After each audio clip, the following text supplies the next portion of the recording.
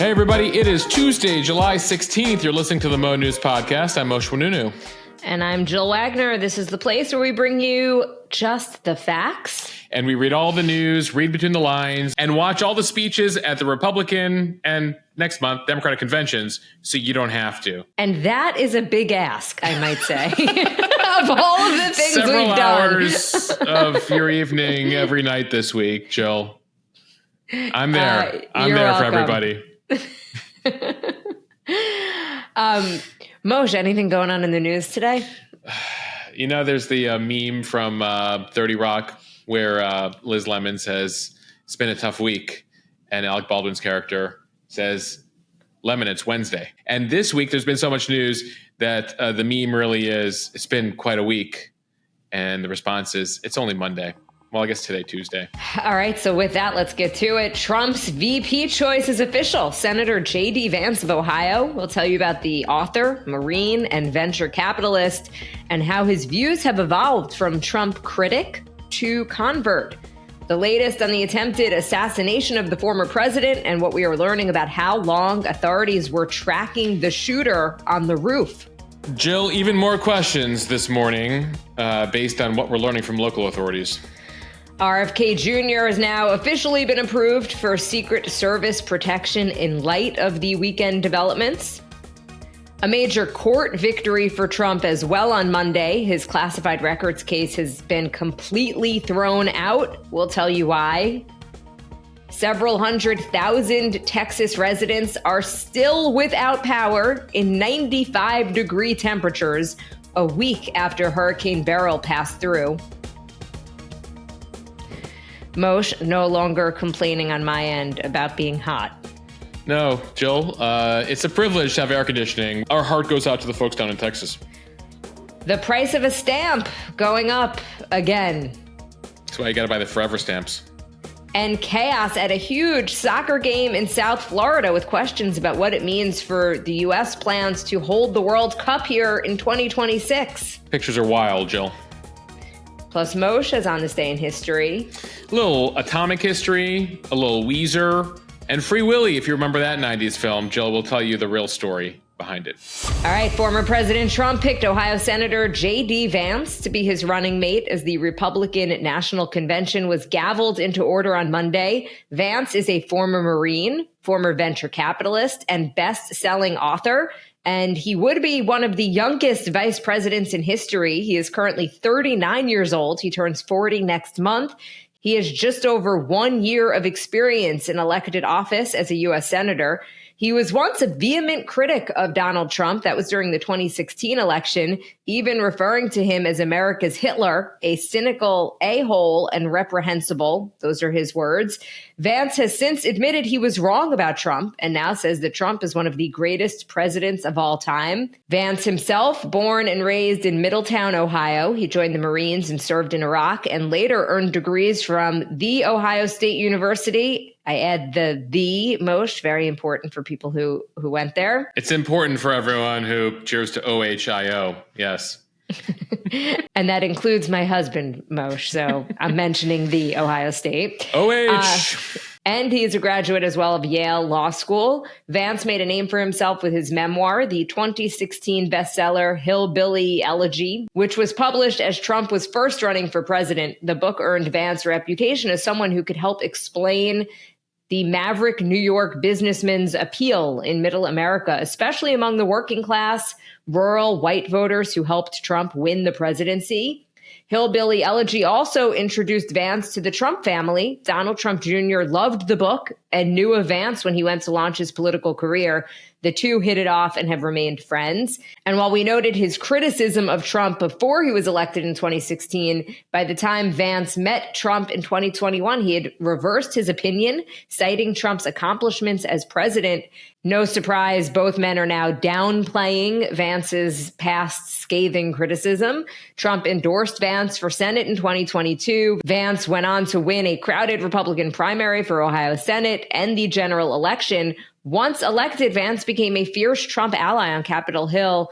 continuing to defend Trump's policies and behavior. Yeah, his embrace of former President Trump has really fueled his rapid rise here. He quickly emerged as a major fundraiser, defender of Trump since arriving in the Senate last year. And what this choice really tells us, Jill, is this is a doubling down of populism, a generational doubling down here. The shift that we've seen the Republican Party take from the Bush, Reagan, McCain, Romney era to the Trump era. Vance really personifies what's known here as the new right, a populist conservatism, MAGA conservatism that rejects a number of traditional Republican views about the U.S. role in the world, about open connections when it comes to the economy. Vance is a big supporter of tariffs on trade, opposes U.S. intervention in foreign conflicts, particularly support for Ukraine. And that apparently is one of the issues that helped him really win over Trump's support.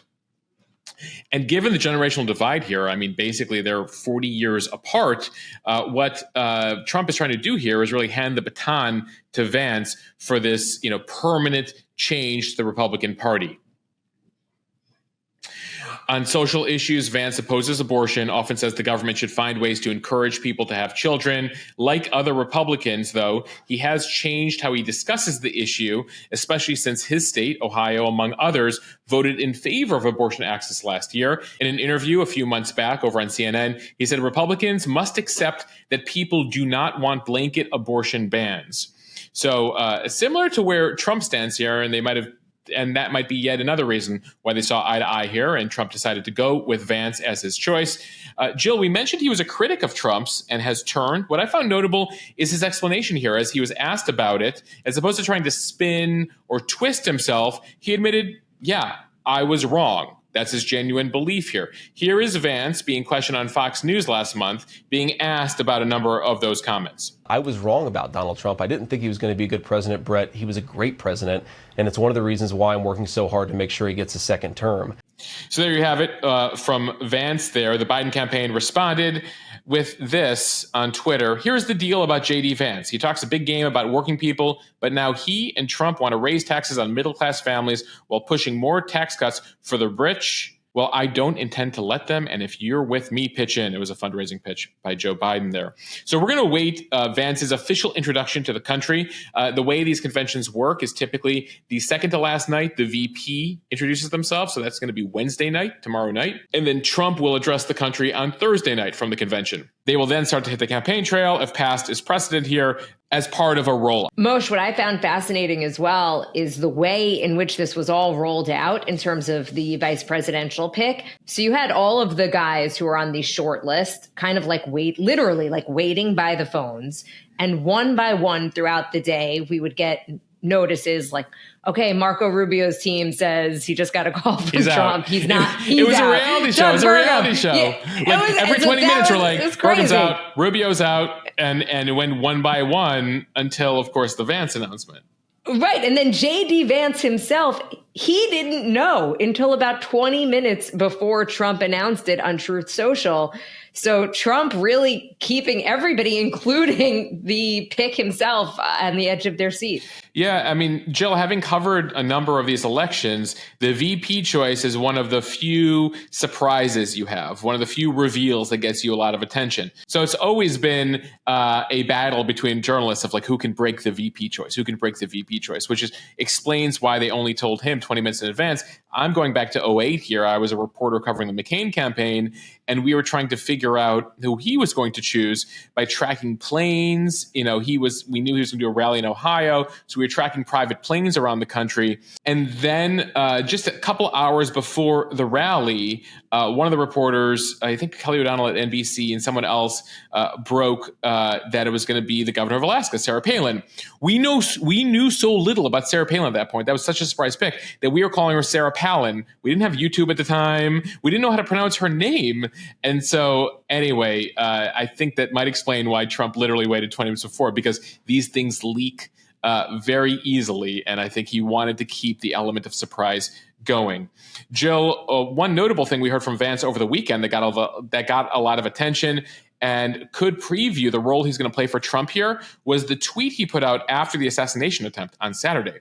He tweeted the following: Today is not some isolated incident. The central premise of the Biden campaign is that President Donald Trump is an authoritarian fascist who must be stopped at all costs. That rhetoric led directly to President Trump's attempted assassination, directly pointing the finger there at Biden. Some thought, well, clearly here, Trump's going to use him as an attack dog. That's something that you often see presidents do on campaigns, is you let their VP say all the nasty things so you can remain above the fray. You can remain presidential. So if that's any indication, you might see that split here where Trump decides to play the statesman and Vance plays the attack dog. Jill, along those lines, President Biden was out last night with his latest interview, this one with NBC News' Lester Holt. It aired in primetime on Monday night. Among the questions Biden got was, did this attempted assassination lead Joe Biden to reconsider any of his rhetoric and any extreme statements that he's made about Donald Trump?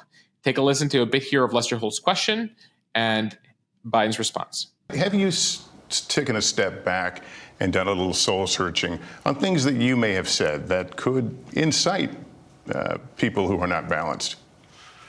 Well, I don't think, look, how do you talk about the threat to democracy, which is real, when a president says things like he says? Do you just not say anything because it may incite somebody? Look, I have not engaged in that rhetoric. Now, my opponent is engaged in that rhetoric. He talks about there'll be a bloodbath if he loses, talking about how he's going to forgive all those, actually, I guess, suspend the sentences of all those who were arrested and sentenced to go to jail because of what happened in the Capitol.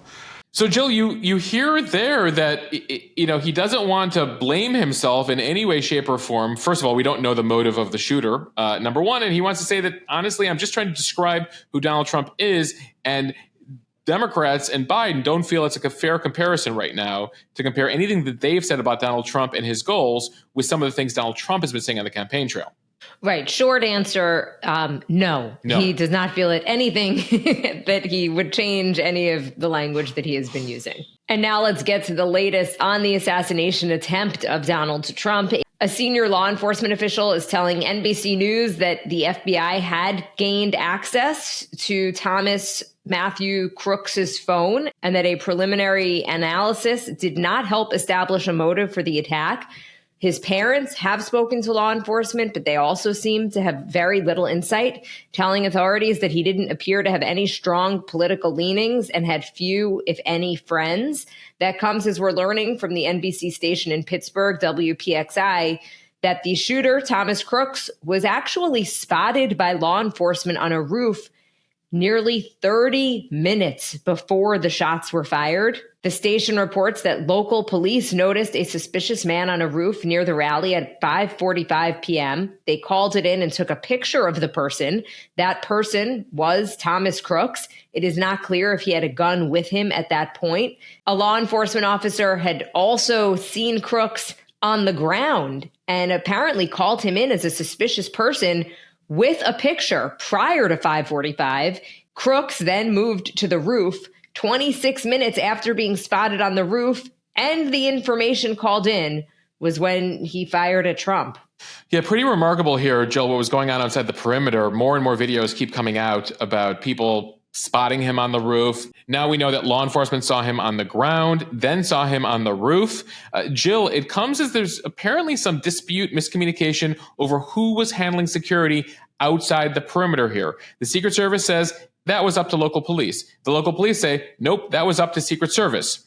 And so it goes to the thing we often tell you here on this podcast, especially as people who bring up conspiracy theories. Don't doubt incompetence as the first reason for many things happening in this world. It appears here miscommunication and incompetence or an oversight here may have played a role. We told you about the local police officer, including the one yesterday who apparently climbed the roof on Saturday, spotted Crooks. Crooks aimed a gun at him, and he dropped back down. Well, now we're hearing from a Pennsylvania sheriff who's defending that officer who happened to be armed when he saw Crooks, claiming it was the right call to retreat after the gunman pointed a weapon at him. This is Butler County Sheriff Michael Sloop. He confirmed on Monday that a local officer did make contact with Crooks. He was hoisted up on the roof by another officer, but then fled and jumped back down when the sniper pointed his AR-style rifle back at the officer. The sheriff telling a local station, I would have done the same thing, absolutely. I mean, people think that officers are supermen, like you hold on the roof with one hand while you're hanging on for dear life and you pull your gun out. It doesn't work that way, the sheriff says. He says the officer was well equipped with a firearm, but just was not in a place to be able to shoot back at Sloop. It comes, Jill, as we learned on Monday, the Secret Service has postponed a meeting where they were supposed to be taking questions from Congress about why there was this major failure here. They were looking to reschedule it when they have more answers. And Jill, back to the shooter here. You mentioned the difficulty they're having trying to figure out his motive. They did find, in addition to that gun with 30-round magazines, 3 30-round magazines, 2 undetonated explosives in his vehicle. Clearly here he had some sort of plan. What that plan was is unclear, and whether he told anyone is also unclear. He appears to have kept it to himself. And he also happens to be one of the few 20-year-olds out there with surprisingly little online in terms of social media. They have found that he had an account for online coding classes. He was into chess, into video games. But otherwise, they haven't discovered anything in the way of postings, photos, other ties to peer groups or political groups here. So they're still digging in. All right, time for the speed read from the Associated Press. Sticking with politics, a major legal win for Donald Trump Monday in what was his most serious criminal case. A federal district judge dismissing the indictment against the former president on charges of mishandling classified documents. His second seismic legal victory in less than a month following a historic Supreme Court decision on immunity. U.S. District Judge Aileen Cannon's 93-page ruling was based not on the merits of the case, but instead that special counsel Jack Smith was improperly appointed. This is the case that accused Trump of illegally keeping dozens of classified documents after he left office and then obstructing the government's efforts to retrieve them. Cannon is a Trump appointee from when he was president. She got this case and has repeatedly ruled in his favor. Other courts have rejected arguments similar to one that Trump's team made in Florida about the legality of special counsel appointment. The Justice Department is highly likely to appeal the decision, and the issue may eventually reach the Supreme Court. Like many of these issues, but not for a while, Jill, especially not before the election. And of course, we've noted to everyone that if former President Trump regains office, as the president, he oversees the Justice Department, and he can kill these 2 cases against himself. So this might ensure that this case never sees the light of day here. Trump attorneys have long considered the classified documents case to be the strongest of the 4 cases against him. That's the Trump defense team. They knew that these were some serious things. There were implications about how he personally obstructed justice here as federal authorities tried to get those classified documents. And so they've been concerning to the Trump advisors here. So this is a huge victory for him. He was facing 40 counts of illegally retaining classified defense information, as well as obstructing government efforts to retrieve the material. Her opinion delves into the legal minutia of special counsel regulations. It doesn't address the crimes Trump is accused of here, but effectively says that the Justice Department has inconsistently appointed special counsels throughout the years. The idea of a special counsel or independent prosecutor that an attorney general can appoint goes back to 1999. And the idea here that a special counsel shouldn't exist is actually something that Clarence Thomas recently wrote about, the Supreme Court justice, in his concurring opinion. He was solo in that opinion, but he said, hey, lower courts, look into the special counsel. I don't even think that that's legitimate. Well, Aileen Counsel said, sure, I will. And she looked into it and has now said, nope. So how higher courts rule on this is a question. The appeals court has denied several. The appeals court already during this case has rejected several of Cannon's rulings in favor of Trump, sending them back down. They might actually seek a new judge here. Jack Smith might, based on this ruling. We'll see how that goes. But even if her ruling here is overruled, this again, very likely means this case will not see the light of day before the election. On social media, Trump celebrated this, saying this should just be the first step to throw out all the cases against him. He accused Democrats of conspiring to bring the cases against him. Moshe, I was actually surprised, given this news and how positive it was for Trump, that he decided to still announce his vice presidential pick today, because he is very savvy with the media. I figured he would at least want this to have its own kind of 24-hour news cycle and then maybe push back the VP pick to Tuesday. But no, not the case. Either way, it's been a couple incredible weeks for Donald Trump's going back to the Biden debate on June 27th. He's had a really remarkable as a candidate, as a human being, surviving an assassination attempt, and then given his various legal issues, the legal wins he's had, it's been quite a couple weeks for him. From Bloomberg News, Homeland Security Secretary Alejandro Mayorkas said that he would authorize Secret Service protection for independent presidential candidate Robert F. Kennedy Jr. This follows the assassination attempt on former President Trump. Mayorkas telling reporters at the White House, the president has directed me to work with the Secret Service to provide protection to Robert Kennedy Jr.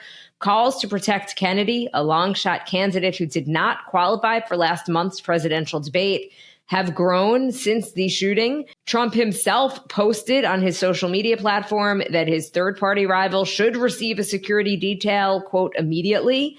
He said, quote, given the history of the Kennedy family, this is the obvious right thing to do. Yeah, Kennedy has been asking for Secret Service protection for more than a year now. He's been informed that he's been rejected. Until now, the agency is authorized to protect, quote unquote, major presidential candidates within 120 days of the general election.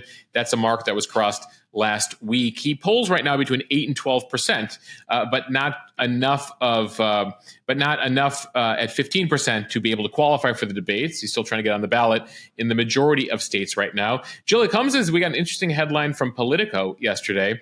Apparently, Kennedy is also in Milwaukee, where the Republican convention is being held, and had a meeting yesterday morning with Donald Trump, where they discussed the possibility of him endorsing Trump, according to Trump's team. Apparently, Trump asked for an endorsement. Kennedy denies that he has any plans to drop out of the race.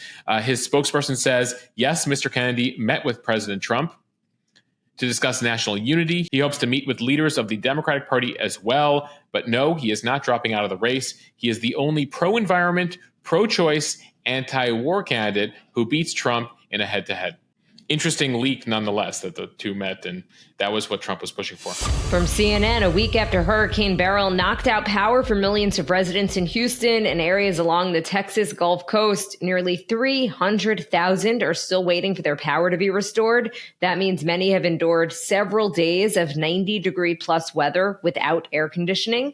As of Monday morning, more than 293,000 customers were without power across Texas. The majority are CenterPoint customers. CenterPoint Energy is the main electricity supplier in the greater Houston area. The company says it has reconnected almost 2 million people, about 90% of those affected, since Beryl brought down scores of power lines and brought trees crashing into homes.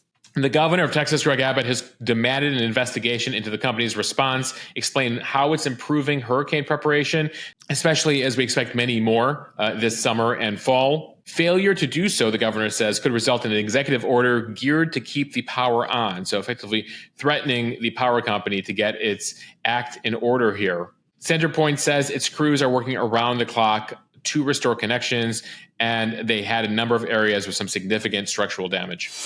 From CNN, the price of a postage stamp has now jumped for the second time this year, increasing by 5 cents to 73 cents for first-class postage. While this may seem inconsequential, it is a big deal to businesses that spend millions each year on bulk mailings, junk mail, and periodicals. These higher prices are making businesses cut back, which hurts the budget of the U.S. Postal Service and potentially its ability to continue its crucial services.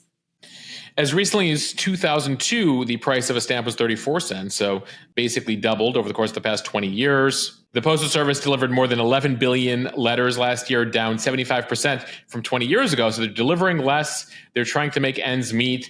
Jill, there's been a lot of talk about the Postal Service needing restructuring. They're trying to eliminate $160 billion in predicted losses and make the Postal Service efficient in this time where more and more of us are emailing instead of sending letters. From the Miami Herald, the Copa America final between Argentina and Colombia this weekend was meant to be Miami's dress rehearsal for the World Cup soccer tournament. It's set to be held in the U.S. in 2026. However, hours before kickoff, it collapsed into chaos. Gate crashers stormed Hard Rock Stadium in waves at multiple points on Sunday night, climbing over steel fences, shimmying into breached ventilation ducts, and rushing stadium access doors. Then police and security locked the venue down, leaving throngs of fans with tickets, some who paid thousands of dollars for seats, in a crush outside as the minutes before kickoff counted down. On Sunday night, match organizers delayed kickoff for 1 hour and 15 minutes as stadium staff, reinforced with riot police, began to let fans in. But they slammed barriers shut again and again as fans dressed in Colombia and Argentinian jerseys rushed the gates. Yeah, police chased down and detained people on entry ramps, escorting others without tickets. The Miami-Dade County Mayor, Daniela Cava, said her office will conduct an immediate review of what happened and promises they will be prepared for the World Cup in 2 years. Jill, you had a lot of people who've attended games across Latin America saying they've never seen this sort of thing, and they expected more from attending a game here in the U.S. It really is an ugly culmination of what has been a tournament, the Copa America tournament, that has had low attendance, a disappointing performance by the host country, yours truly, the United States, and fights in the stands. The soccer tournament usually takes place in South America, but it was meant to be a showcase in the U.S. for the World Cup, which will be held, as you mentioned, 2 years from now in the U.S., Mexico, and Canada. Hard Rock will host several of the matches. As far as the game is concerned, Argentina went on to beat Colombia in overtime. Outside, a police officer, when asked what was going on, told a reporter, "It's chaos, pure chaos." Those are the days you're happy to watch from home. when the police are telling you it's chaos, it's not good. It's not good, Jill. All right, let's end here with On This Day in History, as we typically do. Starting in 1935, on this day, the world's first parking meter, known as Park-O-Meter number 1, is installed in Oklahoma City, Oklahoma. They cost a nickel an hour. They were placed at 20-foot intervals. The idea was to encourage a quicker turnover of cars that would be good for shops in that area of Oklahoma City. Well, the idea took off, and now parking meters have gone global, as we know. But it all started in Oklahoma. Thanks for nothing, Park-O-Meter number 1. Park-O-Meter number 1. All right, fast forward to 1945. On this day, 5:29 a.m., July 16th, 1945, the Manhattan Project yields its first results as the first atom bomb is successfully tested in New Mexico. The following month, the U.S. would drop atomic bombs on Hiroshima and Nagasaki, bringing about the end of World War II. If you haven't seen Oppenheimer, it provides a really interesting, compelling glimpse into how this all went down. On this day in 1969, Apollo 11 blasted off from Cape Kennedy on the first manned mission to the surface of the moon. Neil Armstrong, Michael Collins, and Buzz Aldrin would reach the moon just a couple days later. On this day in 1993, Free Willy premiered in theaters. The real story, though, Jill, behind the 1993 heartwarming classic of a little boy and his whale, doesn't quite have such a happy ending in real life. So it is based on the real story of Keiko the killer whale. Keiko was captured from the wild near Iceland back in 1979, lived in a number of aquatic parks. In 1996, he was moved to an aquarium in Oregon with the hope of releasing him back into the wild like his film character. He actually stars as the whale. The whale in the film is Keiko, obviously in the film, known as Willy. Well, in December 2003, it was reported that Keiko, after a year in the wild, died. He was still relying on food from his handlers. They were trying to help him transition to freedom, and it didn't quite take, Jill. One of your more depressing on this day. I think the lesson there is let's let the whales live free. Keep them free. All right, we end here. A slightly more uplifting song, Jill, on this day in 2001. Weezer, on this day 23 years ago, released Island in the Sun. I am a very, I wouldn't say closeted Weezer fan because no one ever has asked me about it. I'm admitting it publicly. Is it embarrassing to like Weezer? I don't feel like it's embarrassing to like Weezer. But I happen to love Weezer, even though I don't think I've ever mentioned it, going on 500 podcasts together where we talk about music all the time. We learn new things every day. We're about to hit 5 million downloads this week of the Mo.news podcast. So thanks to all of you for helping us reach that number. Jill, we're on the road to 10 million. To 10 million and beyond. All right. Thank you guys for listening to the podcast. If you like what you hear, please share this with your friends. It will help us grow. Follow us and subscribe so you don't miss an episode, and write us a review in the App Store. We read them and we really, really appreciate them. We love the reviews. Leave a review. It helps us. It helps you. Praise is important. Gratitude, Jill. We're all about gratitude this week. We are, Moshe. It's Gratitude Week here on the podcast. All right, everyone. We'll see you back here tomorrow.